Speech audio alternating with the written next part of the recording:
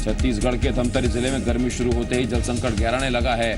मंगलवार को धमतरी और बालोद जिले के तकरीबन 25 गांव के किसानों ने पेयजल और निस्तारी के लिए प्रशासन को गंगरेल बांध से खारून नदी में पानी छोड़ने की मांग की। जिले में इस साल औसत से कम बारिश हुई है और नदी और जलाशयों में जल भराव की स्थिति भी अच्छी नहीं है। निस्तारी के लिए लोगों के सामने अभी से समस्या गहराने लगी है। ऐसे में लोगों से गंगरेल डैम से पानी छोड़े जाने की मांग की है। लोगों ने मांगे नहीं माने जाने पर उग्र आंदोलन करने की चेतावनी दी है। इधर जिला प्रशासन ने निस्तारी की समस्या को दूर करने का हर संभव मदद करने का भरोसा दिया है। टीकमगढ़ में 9 सूत्रीय मांगों को लेकर स्वास्थ्य कर्मचारी की हड़ताल का आज दूसरा दिन है। प्रदर्शनकारियों ने नियमितीकरण समेत कई मांगों को लेकर हड़ताल की है। स्वास्थ्य कर्मचारियों की हड़ताल से स्वास्थ्य सेवाओं पर बुरा असर पड़ा है। प्रदर्शनकारियों ने मांगे पूरी नहीं होने पर भूख हड़ताल पर जाने की चेतावनी दी है। उज्जैन में सिम्मस्त मेले के जमीन आवंटन को लेकर आज साधु संत फिर से धरने पर बैठ गए। धरने पर बैठे साधु संतों ने चेतावनी दी है कि ये आमरण अनशन होगा और जब तक इनकी मांगे नहीं मानी जाएंगी तब तक धरना जारी रहेगा। इस बीच एक संत ने विरोध स्वरूप मांगे नहीं माने जाने तक खड़े रहने का प्रण ले लिया। दरअसल वैष्णव संप्रदाय के 3 अखाड़े निर्वाणी, निर्मोही और दिगंबर अखाड़े के साधु संत जमीन आवंटन को लेकर प्रशासन और सिम्मस्त मेला प्राधिकरण से नाराज हैं। अपनी नाराजगी जाहिर करते हुए साधु संतों ने आमरण अनशन पर रहने का ऐलान कर दिया है। संतों ने प्रशासन को चेतावनी दी है कि अगर जमीन विवाद नहीं सुलझाया गया तो तीनों अखाड़ों के लगभग 750 साधु संत सीएम शिवराज के उज्जैन पहुंचने पर विरोध प्रदर्शन करेंगे और उनका घेराव करेंगे। रायपुर के कुशाभाऊ ठाकरे पत्रकारिता यूनिवर्सिटी में आज एनएसयूआई और एबीवीपी के छात्रों ने प्रदर्शन किया। यूनिवर्सिटी में एक तरफ एनएसयूआई के छात्रों ने प्रोफेसर आशुतोष मंडावी को तत्काल हटाने की मांग की। एनएसयूआई का आरोप है कि एबीवीपी के प्रदेश अध्यक्ष आशुतोष मंडावी यहां प्रोफेसर के तौर पर पोस्टेड हैं। आरोप है कि छात्रों का जबरन एबीवीपी और आरएसएस के विचारधारा से जोड़ने के लिए दबाव बनाया जा रहा है। एनएसयूआई की मांग है कि आशुतोष मंडावी को तत्काल बर्खास्त किया जाए। वहीं एबीवीपी ने प्रोफेसर के पक्ष में नारेबाजी कर प्रदर्शन किया। रायपुर में आज रमन कैबिनेट की बैठक में कई अहम फैसले किए गए। कैबिनेट ने विधानसभा के बजट सत्र में पेश होने वाले 5 विधेयकों को मंजूरी दे दी। साथ ही प्रधानमंत्री फसल बीमा योजना को भी मंजूरी दे दी गई। किसानों को राहत देते हुए कैबिनेट ने सरगुजा के ओलावृष्टि प्रभावित किसानों को मुआवजा दिया जाना मंजूर कर लिया। कैबिनेट ने प्रदेश के 72 मॉडल स्कूलों को पीपीपी मोड पर चलाए जाने को और पुलिस अधिकारियों और कर्मचारियों के लिए 10,000 मकान बनाए जाने को भी हरी झंडी दे दी गई।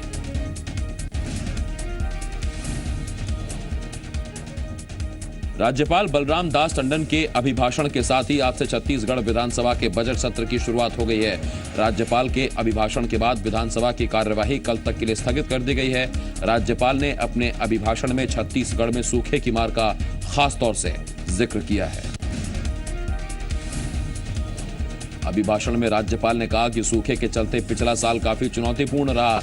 पिछले 12 सालों में पहली बार प्रदेश में सबसे ज्यादा सूखा पड़ा, जिसे सरकार ने गंभीरता से लिया। सूखाग्रस्त किसानों को सरकार ने करीब 2,000 करोड़ की राहत राशि दी। असिंचित क्षेत्र में 6,800 रुपए प्रति हेक्टेयर और सिंचित क्षेत्र में 13,500 रुपए प्रति हेक्टेयर मुआवजा देने का प्रावधान किया गया है। राज्यपाल ने कहा कि सूखे की मार को देखते हुए प्रदेश सरकार ने प्राकृतिक आपदाओं की सूची में इस बार सूखे को शामिल किया है। सूखा प्रभावित इलाकों में कन्या विवाह योजना के तहत राशि को 15,000 से बढ़ाकर 30,000 रुपए कर दिया गया। राज्यपाल ने यह भी कहा कि छत्तीसगढ़ में सरकार की ओर से मनरेगा में लोगों को 200 दिन का रोजगार दिया गया। टेपकांड मामले में कांग्रेस से निष्कासित विधायक अमित जोगी को विधानसभा में फिलहाल कांग्रेस के विधायकों के साथ बैठने की इजाजत दे दी गई है। नेता प्रतिपक्ष टीएस सिंहदेव ने विधानसभा को लिखे पत्र में अमित जोगी को कांग्रेस का सदस्य माना है। पत्र में उन्होंने अमित जोगी को कांग्रेस विधायक दल के सदस्यों के साथ ही सदन में सीट देने की अपील की थी। माना जा रहा है कि बजट सत्र के दौरान अमित जोगी सदन में कांग्रेस सदस्यों के साथ बैठेंगे। इससे पहले खबर आई थी कि सदन में अमित जोगी की सीट 63 नंबर से बदलकर 89 कर दी गई है। अमित जोगी ने टीएस सिंहदेव से टेपकांड मामले में आलाकमान का फैसला आने तक उन्हें कांग्रेस सदस्यों के साथ बैठने देने की अपील की थी। मध्य प्रदेश विधानसभा में आज राज्यपाल के अभिभाषण पर चर्चा के दौरान कांग्रेस पर सीएम शिवराज सिंह चौहान ने जोरदार हमला बोला। सीएम ने कहा कि फसल बीमा योजना कांग्रेस के कार्यकाल में डिफेक्टिव बीमा योजना थी, लेकिन प्रधानमंत्री फसल बीमा योजना से किसानों को काफी फायदा होगा। मुख्यमंत्री शिवराज सिंह चौहान ने कहा कि पीएम मोदी कांग्रेस की आंखों में चुभते हैं। सीएम ने कहा कि कांग्रेस के कार्यकाल में शिलान्यास के बाद 30-30 साल तक काम पूरे नहीं होते थे, लेकिन जब से बीजेपी की सरकार आई मध्य प्रदेश ने विकास दर लगातार बढ़ी है। सीएम ने सदन में बताया कि पिछले 4 साल में मध्य प्रदेश में कृषि विकास दर 20% रही है।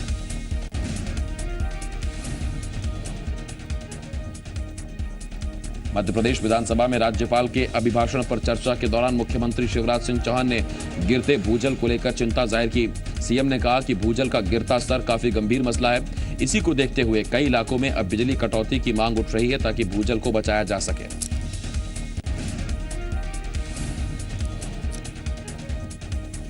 इस मामले में प्रदेश के ऊर्जा मंत्री राजेंद्र शुक्ल का कहना है कि राज्य के पास पर्याप्त बिजली है, लिहाजा भूजल को बचाने के लिए अगर 1-2 घंटे की कटौती करनी पड़े तो वो भी की जाएगी।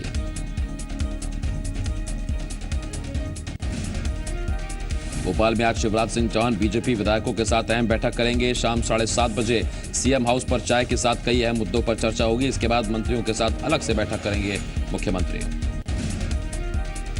लोकसभा में आज सतना के सांसद गणेश सिंह ने एमपी के किसानों का मुद्दा उठाया। उन्होंने केंद्र सरकार से एमपी के सूखा प्रभावित किसानों को सस्ता अनाज देने की मांग की। उन्होंने कहा कि प्रदेश के किसानों का प्राकृतिक आपदा से काफी नुकसान हुआ है, ऐसे में क्या केंद्र सरकार उनके लिए अनाज का अलग से आवंटन करेगी। सांसद गणेश सिंह के सवाल का खाद्य मंत्री रामविलास पासवान ने जवाब दिया। उन्होंने कहा कि केंद्र सरकार पीडीएस के तहत केवल गेहूं और चावल देती है। यदि प्रदेश सरकार गरीबों को कुछ और राहत देना चाहती है तो वो सब्सिडी दे सकती है। मुरैना में सांसद अनूप मिश्रा और झांसी मंडल के डीआरएम ने मुरैना रेलवे स्टेशन का निरीक्षण किया। यहां सांसद ने यात्रियों की सुविधाएं बढ़ाए जाने के लिए 20 लाख रुपए देने की घोषणा की। बताया जा रहा है कि यहां नए माल गोदाम का, रेलवे फुट ओवर ब्रिज का निर्माण किया जाएगा। साथ ही यात्रियों की सुविधाओं में भी इजाफा किया जाएगा। मुंगेली के लालपुर थाना अंतर्गत मनोहरपुर गांव के हनुमान मंदिर में एक नवजात के मिलने से इलाके में सनसनी फैल गई। गांव के लोगों ने इस बात की जानकारी क्षेत्रीय विधायक और संसदीय सचिव तोखन साहू को दी। तोखन साहू ने नवजात बच्चे को लोरमी स्वास्थ्य केंद्र में भर्ती करवाया है।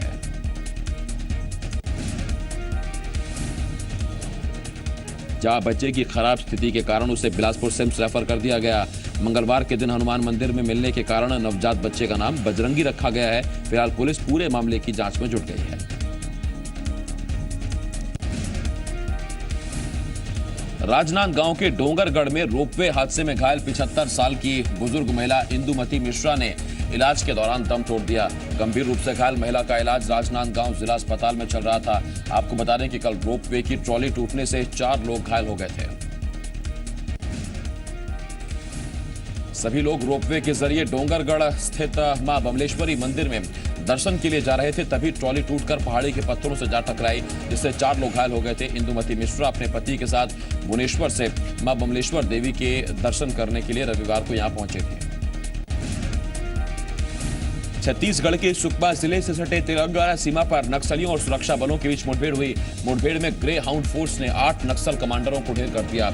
मुठभेड़ में एनकटापुरम दलम कमांडर लक्ष्मैया के भी मारे जाने की खबर है। बताया जा रहा है कि नक्सली छत्तीसगढ़ से तेलंगाना के खम्भम जा रहे थे। इस दौरान सूचना मिलने पर जवानों ने रास्ते में घेराबंदी कर उन्हें रोका। इस दौरान सुरक्षा बलों और नक्सलियों के बीच हुई जबरदस्त मुठभेड़ में 8 नक्सली मारे गए। मुठभेड़ स्थल से पुलिस ने AK-47 राइफल, 303 राइफल और SLR बरामद किए हैं।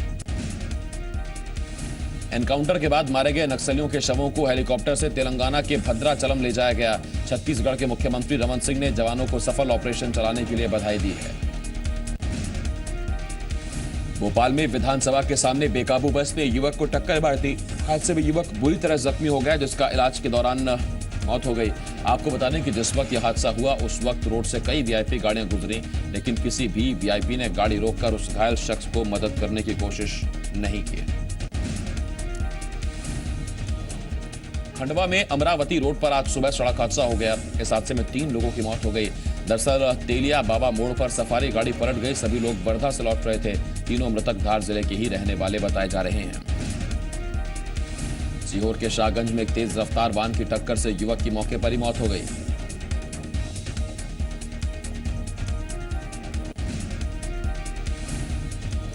देवास में इंदौर भोपाल बाईपास रोड पर सड़क हादसे में 4 लोग घायल हो गए। हादसा एलपीजी के टैंकर और कार की टक्कर से हुआ। टक्कर इतनी जोरदार थी कि टैंकर पलट गया और इस हादसे में कार सवार 4 लोग घायल हो गए। कार भी बुरी तरह से क्षतिग्रस्त हो गई। सभी घायलों को इंदौर के अस्पताल में भर्ती कराया गया है। गनीमत यह रही कि एलपीजी टैंकर खाली था, वरना हादसा और भी बड़ा हो सकता था। कार में सवार सभी लोग भोपाल के रहने वाले बताए जा रहे हैं, जो इंदौर से पारिवारिक कार्यक्रम से लौटकर भोपाल जा रहे थे। बताया जा रहा है कि सड़क चौड़ी नहीं होने देने की वजह से आए दिन यहां हादसे होते हैं।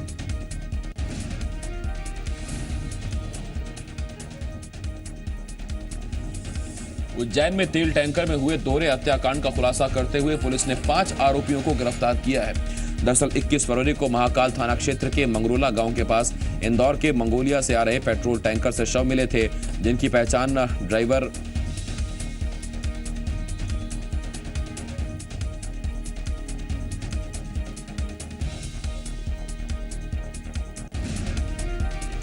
पुलिस के मुताबिक सुमित और जगदीश पहले तेल टैंकर का काम करते थे, लेकिन कारोबार में नुकसान की वजह से दोनों कर्ज में डूब गए। आरोप है कि दोनों ने कर्ज चुकाने के लिए लूट की योजना बनाई और लक्ष्मण, शैलेंद्र और मनोज के साथ मिलकर ड्राइवर और क्लीनर की हत्या कर दी। पुलिस का दावा है कि आरोपियों ने करीब 12,000 लीटर डीजल और करीब 5,000 लीटर पेट्रोल भी लूट लिया था। पुलिस ने आरोपियों के कब्जे से 6 लाख से ज्यादा का पेट्रोल डीजल भी जब्त कर लिया है। मंदसौर में खाद्य विभाग की टीम ने करीब 1 दर्जन से ज्यादा होटलों और रेस्टोरेंटों पर छापे मारे। बताया जा रहा है कि विभाग को काफी समय से होटलों में घरेलू गैस सिलेंडरों के इस्तेमाल की सूचना मिल रही थी, जिसके बाद खाद्य विभाग की टीम ने छापा मारा। कार्रवाई में 15 से ज्यादा घरेलू गैस सिलेंडर और भारी मात्रा में केरोसिन जब्त की गई। फिलहाल अधिकारी आरोपी संस्थाओं के खिलाफ उचित कार्रवाई की बात कह रहे हैं। मंदसौर में बदलते मौसम से लोग परेशान हैं। जिला अस्पताल की ओपीडी में रोजाना आने वाले मरीजों की संख्या तेजी से बढ़ी है। यहां सर्दी, खांसी और वायरल बुखार के साथ साथ बच्चों में चिकन पॉक्स के मामले भी सामने आ रहे हैं। बताया जा रहा है कि यहां ओपीडी में आने वाले मरीजों की संख्या करीब 400 से बढ़कर 700 के पार चली गई है। भिंड के गायत्री डीएन कॉलेज परीक्षा केंद्र पर 12वीं की परीक्षा में छात्र खुलेआम नकल करते दिखे। छात्र परीक्षा हॉल में मोबाइल तक लेकर पहुंचे थे। सर्चिंग में दर्जनों मोबाइल जब्त किए गए। छात्र नकल में मोबाइल का इस्तेमाल करते पाए गए। मोबाइल के जरिए छात्र क्वेश्चन पेपर परीक्षा हॉल से बाहर भेज रहे थे।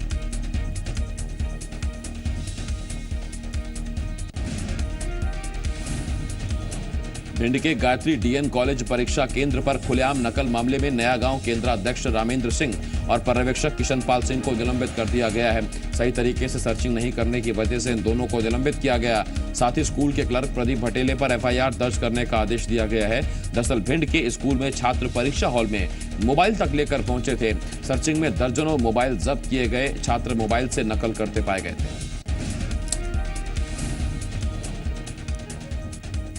भिंड में बोर्ड परीक्षा के पहले ही पेपर में नकल माफिया पुलिस प्रशासन पर हावी दिखे। प्रशासन की कड़ी चौकसी और सुरक्षा व्यवस्था के दावों की धज्जियां उड़ाते हुए मुन्ना भाई परीक्षा केंद्रों में पहुंचे और दूसरे परीक्षार्थी की जगह परीक्षा दी।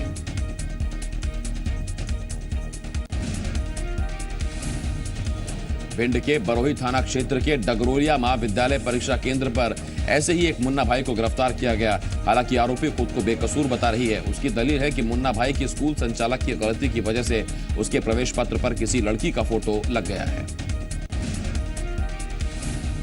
भिंड में स्कूल में नकल के मामले पर स्कूली शिक्षा राज्य मंत्री दीपक जोशी ने कहा कि दोषियों के खिलाफ कार्रवाई हो रही है। विभाग सतर्क है, इसीलिए नकलची पकड़े जा रहे हैं।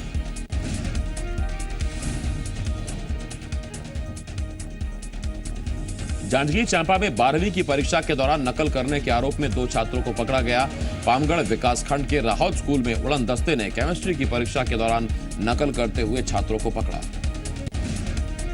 इंदौर में नॉन इंटरलॉकिंग वर्क के काम के चलते कल से 2 दिन के लिए मेगा ब्लॉक रहेगा। 2 और 3 मार्च को इंदौर रेलवे स्टेशन बंद रहेगा, जिसके चलते इस रूट की तकरीबन 16 ट्रेन रद्द रहेंगी। वहीं 29 ट्रेनों को शॉर्ट टर्मिनल कर दिया गया है, यानी ये ट्रेनें लक्ष्मीबाई नगर और पलिया से चलेंगी। 2 मार्च को Indore Maksi passenger, Indore Nagda train, Indore Kota passenger, Indore Ujjain link express, Indore Bhopal passenger, Nagda Indore passenger, Kota Indore intercity, Habibganj Indore intercity रद्द रहेगी।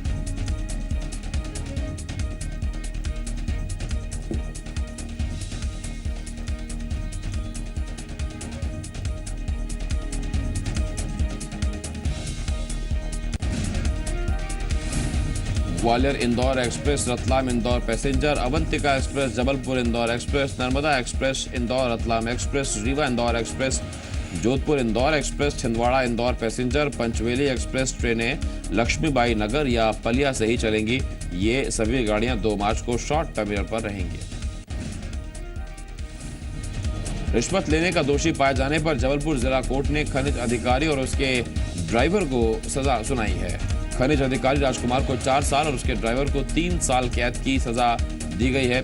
3 साल पहले माइनिंग कारोबारी से लाख रुपए की रिश्वत मांगी थी और 3 दिसंबर 2012 को 50,000 रिश्वत लेते हुए लोकायुक्त की टीम ने उसे गिरफ्तार किया था। मखानजूर के बांदे थाना क्षेत्र में नकली नोटों के साथ एक आरोपी को पुलिस ने गिरफ्तार कर लिया है। पुलिस के मुताबिक आरोपी दानू नुरेटी महाराष्ट्र में 5 लाख रुपए में नकली नोट बांदे बाजार में खपाने के लिए लाया था। नरेगा के काम में आर्थिक गड़बड़ी करने के आरोप में ग्राम पंचायत जरिया कला के सरपंच नारायण रावत को कलेक्टर की जनसुनवाई के दौरान गिरफ्तार कर लिया गया। कलेक्टर राजीव दुबे ने मामले की गंभीरता को देखते हुए यह कार्रवाई की है। सरपंच नारायण रावत और सचिव राजेंद्र माथुर पर ग्रामीणों के मनरेगा के पैसों का हेरफेर करने का आरोप है। साथ ही शिवपुरी जिले से बाहर उमरिया के मजदूर बुलाकर भी काम कराने का आरोप है। छतरपुर के सरवई थाना क्षेत्र के गोहानी इलाकों में शादी समारोह में शामिल होने आए युवक की गोली लगने से मौत हो गई। फिलहाल पुलिस घटना की जांच कर रही है। सीहोर की अरुण कॉलोनी में सिविल इंजीनियर राज ठाकुर ने अपने घर में फांसी लगाकर खुदकुशी कर ली। बताया जा रहा है कि पुलिस को मिले सुसाइड नोट में उन्होंने किसी को भी मौत का जिम्मेदार नहीं बताया है। इंदौर के अरविंदो अस्पताल की एक महिला डॉक्टर ने व्यापारी पर रेप का आरोप लगाया है। आरोपी का नाम अंकुर दीक्षित है।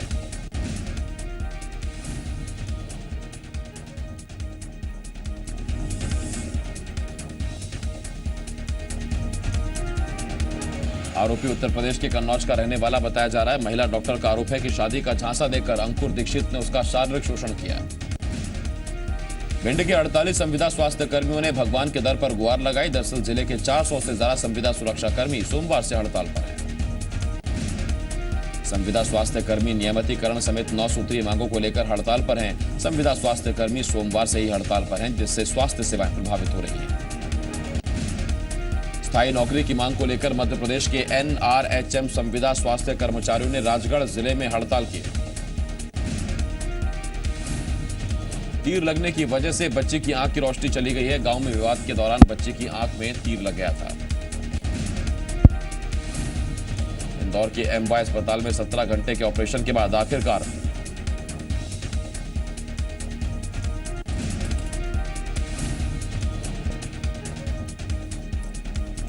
इंदौर के MY अस्पताल में 17 घंटे के ऑपरेशन के बाद आखिरकार 8 साल की मासूम बच्ची की आंखों से तीर निकाल लिया गया। विवाद के दौरान सौतिया नाम के शख्स ने अपने रिश्तेदार पर तीर से हमला किया था, लेकिन निशाना चूकने से बच्चे की आंख में तीर जा लगा था। ग्वालियर में बोरो में 4 शव मिलने के मामले में पुलिस ने एक आरोपी को गिरफ्तार कर लिया है।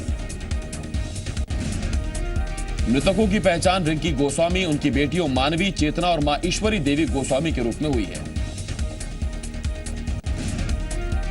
महेश ने अपने दोस्त सोनू के साथ मिलकर रविवार देर रात बाइक पर ले जाकर चारों शव को ठिकाने लगाया था। रतलाम के ईश्वर नगर में मामूली विवाद में एक व्यक्ति को जिंदा जलाने का मामला सामने आया है। पुलिस ने सोमवार रात एक आरोपी को गिरफ्तार कर लिया था और आज एक और आरोपी को गिरफ्तार किया है। दोनों आरोपियों में एक नाबालिग है। पुलिस अब आगे की कार्रवाई कर रही है।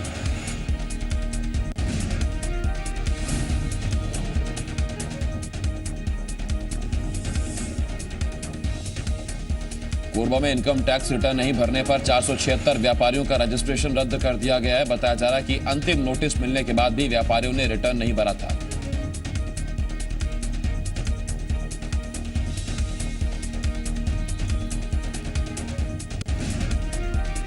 इंदौर में एक शातिरवान चोर गिरोह का खुलासा किया गया है, जिसे सुनकर आप भी चौंक उठेंगे।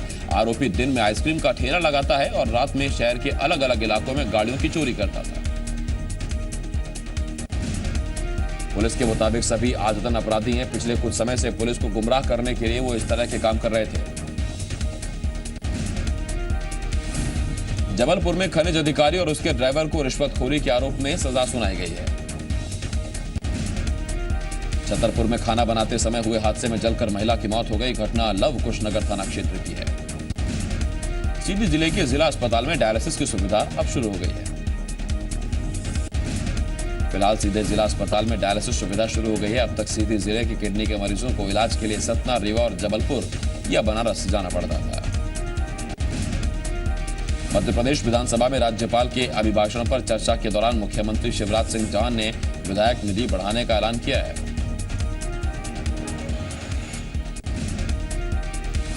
मुख्यमंत्री की इस घोषणा का जहां सत्ता पक्ष के विधायकों ने स्वागत किया है, वहीं कांग्रेस ने इसे नाकाफी करार दिया।